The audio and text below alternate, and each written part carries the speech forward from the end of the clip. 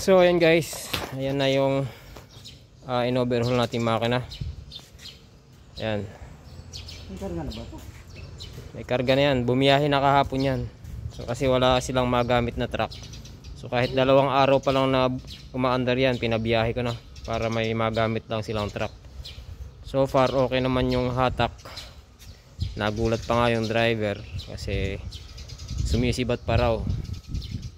Sabi ko hindi pa nga break in yan, lalo na pagka na break in pa.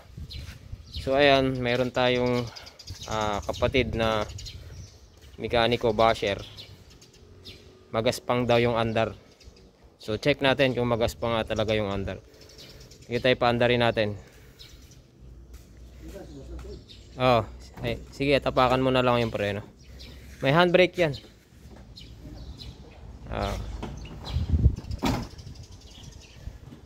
Magaling yata yung mekaniko eh. Ayan, 1 click. Narinig nyo, 1 click. Magaling yata yung mekanikong basher natin. So ayan, magaspang daw yung andar. Makina. Ayan, check natin kung merong usok yung breather. Hindi, yung yung check natin kung merong usok yung dipstick. Dahil nakabiyahe na to, kung umusok na yung dipstick niya, titingnan natin. So ayan.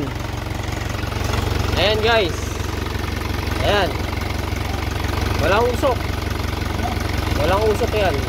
Nakabiyahe na yan kahapon. Tapos meron din nagsabi na baka hindi daw nakakabit yung breather, kaya daw walang usok. Ayan. Ayan, nakakabit yan guys. Ayan, nakakabit. Nakakabit yung breather nyan. Ayan, walang usok.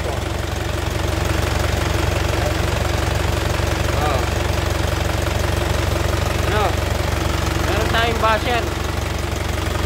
Magaspang daw yung andar. Ayan, kung makikita nyo.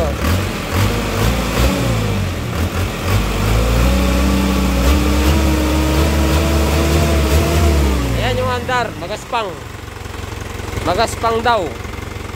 Pero nakabiyahe na yan. Subukan ko daw pa biyahin kung hahatak. So ayan kapatid, na basher ko dyan. Pinabiyahe ko kahapon, nagulat yung driver, malakas sumatak. Ayan, kontento ka na basher, no?